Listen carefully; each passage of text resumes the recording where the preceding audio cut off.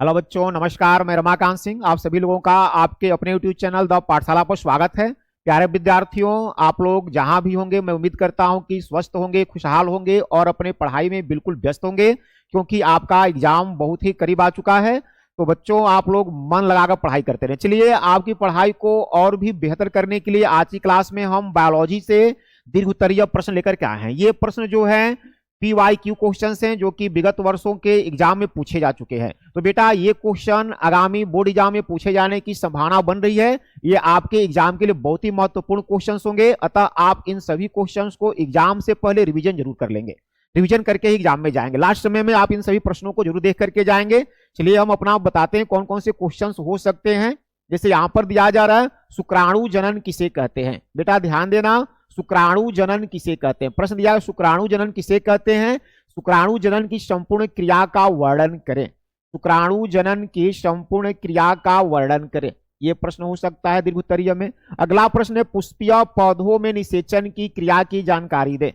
पुष्पीय पौधों में निषेचन कैसे होता है, इसकी जानकारी देना है।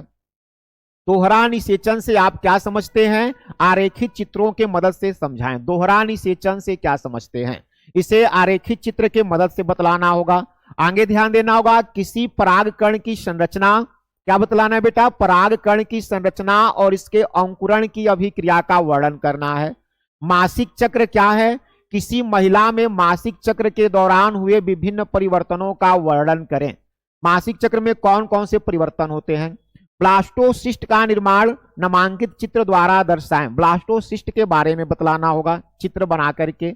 मानव वृषण के अनुप्रस्थ काट का नामांकित चित्र बनाइए। प्रसव से आप क्या समझते हैं बताएं, प्रसव के बारे में बतलाना है। रजोधर्म चक्र क्या है, आगे ध्यान देंगे, रजोधर्म चक्र क्या है। रजोधर्म चक्र के हार्मोन नियंत्रण का वर्णन करें। आगे क्या प्रश्न हो सकता है बेटा, मनुष्य मादा जनन तंत्र का वर्णन करें। मादा जनन तंत्र का वर्णन करें। स्वस्थ प्रजनन क्रिया पर एक संक्षिप्त लेख लिखना होगा। यह भी प्रश्न है, स्वच्छ प्रजनन क्रिया पर एक संक्षिप्त लेख लिखें।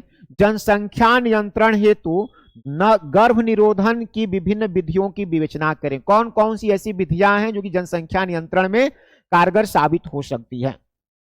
मनुष्यों में रक्त समूह की वंशानुगति को दर्शाते हुए बहुविकल्पता का वर्णन करें।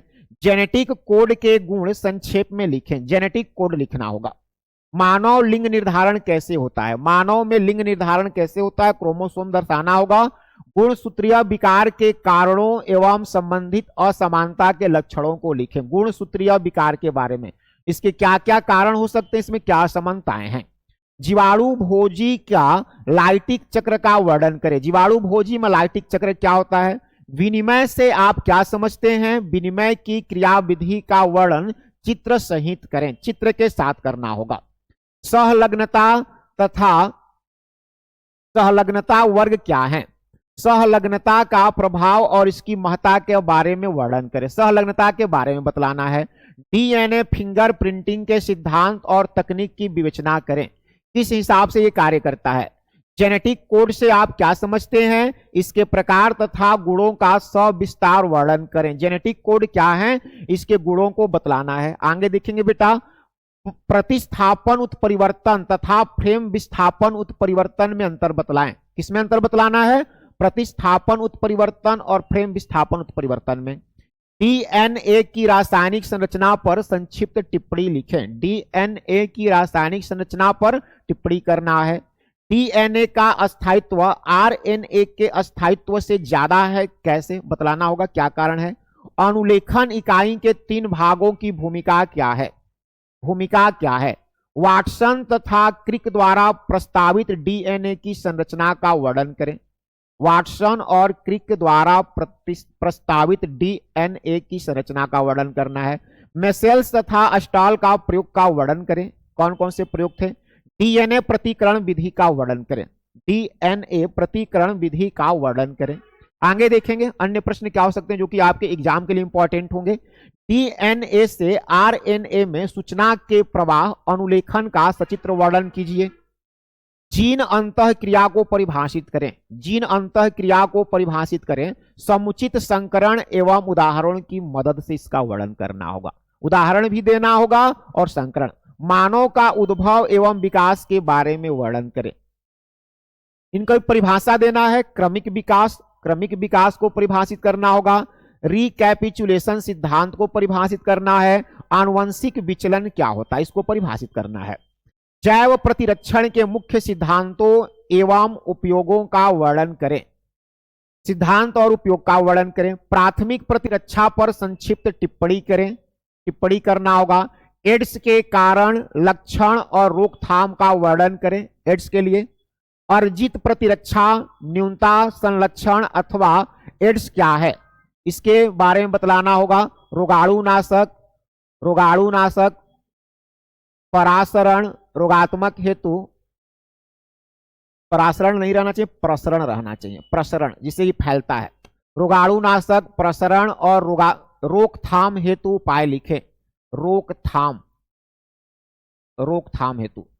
अगला प्रश्न है क्षय रोग क्या है, यह किस जीवाणु के कारण होता है, इसके रोकथाम के बारे में लिखें। क्षय रोग टीबी के बारे में। हैजा के कारण, लक्षण तथा नियंत्रण पर संक्षिप्त टिप्पणी लिखें। मलेरिया ज्वर के कारण, लक्षण, नियंत्रण तथा इसके रोकथाम के बारे में लिखें। कैंसर पर संक्षिप्त टिप्पणी प्रस्तुत करें। कैंसर पर संक्षिप्त टिप्पणी प्रस्तुत करें। आगे ध्यान देंगे। एलर्जी पर संक्षिप्त टिप्पणी प्रस्तुत करें। टीकाकरण एवं प्रतिरक्षीकरण पर टिप्पणी करें। सूक्ष्म प्रजनन से आप क्या समझते हैं, सूक्ष्म प्रजनन की विधियों का चित्रों की सहायता से लिखें। सूक्ष्म प्रजनन के बारे में आगे ध्यान देंगे। ऊतक संवर्धन एक निबंध लिखिए। ऊतक संवर्धन पर एक निबंध लिखेंगे। ऊतक संवर्धन क्या है बेटा, ऊतक संवर्धन क्या है, ऊतक संवर्धन के विभिन्न प्रकार कौन कौन से हैं, संक्षिप्त विवरण दीजिए। अगला प्रश्न है मानव कल्याण में पशुपालन की क्या भूमिका है। मानव कल्याण में पशुपालन की क्या भूमिका है, उदाहरण सहित व्याख्या करें। मधुमक्खी पालन का संक्षेप में वर्णन करें। मत्स्य पालन क्या है, भोजन की गुणवत्ता सुधार में इसकी क्या भूमिका है बताएं।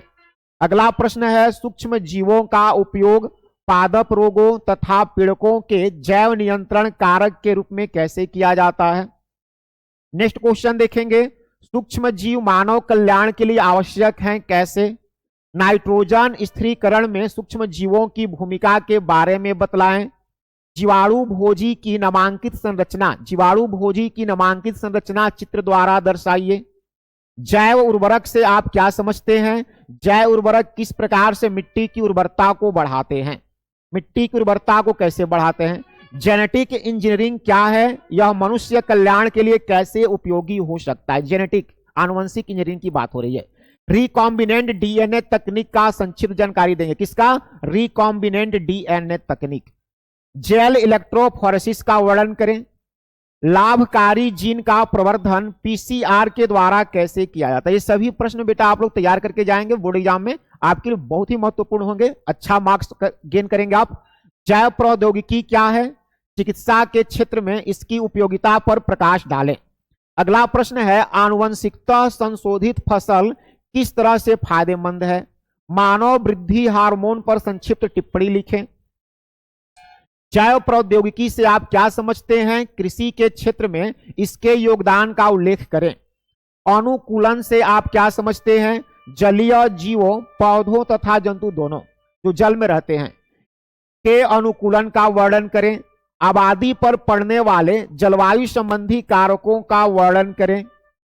मृदु जलीय तालाब पारिस्थितिक तंत्र का संक्षिप्त विवरण दें। अगला प्रश्न है आहार श्रृंखला क्या है। आहार श्रृंखला क्या है, जंगलीय पारिस्थितिक तंत्र के आहार श्रृंखला का वर्णन करें। तीनों पारिस्थितिक पिरामिडों के बारे में उदाहरण वर्णन करें। तीन पारिस्थितिक तंत्र जो हैं। आहार जल क्या है, आहार जाल क्या है, उपयुक्त उदाहरण द्वारा इसे स्पष्ट करें। कृत्रिम परितंत्र किसे कहते हैं, कृषि परितंत्र का वर्णन करें। जैव विविधता की हानि के कारणों की व्याख्या करें। जैव विविधता से आपका क्या अभिप्राय है, जातीय विविधता का परितंत्र पर क्या महत्व है तथा जैव विविधता की क्षति के मुख्य कारणों पर प्रकाश डालें। संरक्षण से आप क्या समझते हैं, जैविक स्रोतों का संरक्षण के तरीकों का वर्णन करें। अम्लीय वर्षा, अम्लीय वर्षा क्या है, इसके दो कारक और प्रभाव बतलाएं। वायु प्रदूषण क्या है, इसके हानिकारक प्रभावों का उल्लेख करें। ग्लोबल वार्मिंग के बारे में बतलाना है बेटा, ग्लोबल वार्मिंग के कारण प्रभाव के बारे में लिखें, इसे कैसे नियंत्रित किया जाता है। ओजोन परत क्या है, ध्यान देंगे, ओजोन परत क्या है, इसके वायुमंडल पर पड़ने वाले प्रभावों को लिखें। वायुमंडल पर ओजोन परत से क्या प्रभाव पड़ते हैं। ठोस अपशिष्टों का वर्गीकरण तथा इसके निपटारे का प्रबंधन सविस्तार लिखें। तो ये सब कुछ इंपॉर्टेंट प्रश्न थे जो कि आपके आगामी बोर्ड एग्जाम में पूछे जा सकते हैं। तो आप सभी बच्चों से रिक्वेस्ट है कि एग्जाम में जाने से पहले इन सभी प्रश्नों को एक बार रिवाइज जरूर कर लेंगे, रिवीजन कर लेंगे। इसके अतिरिक्त अन्य जो आपके क्वेश्चन बैंक में प्रीवियस ईयर क्वेश्चंस पूछे गए हैं, क्वेश्चन बैंक से प्रश्न पढ़ते रहेंगे और नोटबुक पर भी ध्यान देंगे। ऑब्जेक्टिव भी आपको ध्यान देंगे, जो कि ऑब्जेक्टिव में आप 70 में 35 नंबर ऑब्जेक्टिव ही रहता है, 35 नंबर का सब्जेक्टिव होता है। तो इन सभी प्रश्नों को बेटा तैयार रखना, मेहनत करते रहिए, आगामी परीक्षा में आपका बहुत बेस्ट नंबर हो, इसके लिए आप बहुत ज्यादा से ज्यादा मेहनत करें। चलिए फिर हम मिलते हैं नेक्स्ट क्लास में, तब तक के लिए नमस्कार, जय हिंद, धन्यवाद।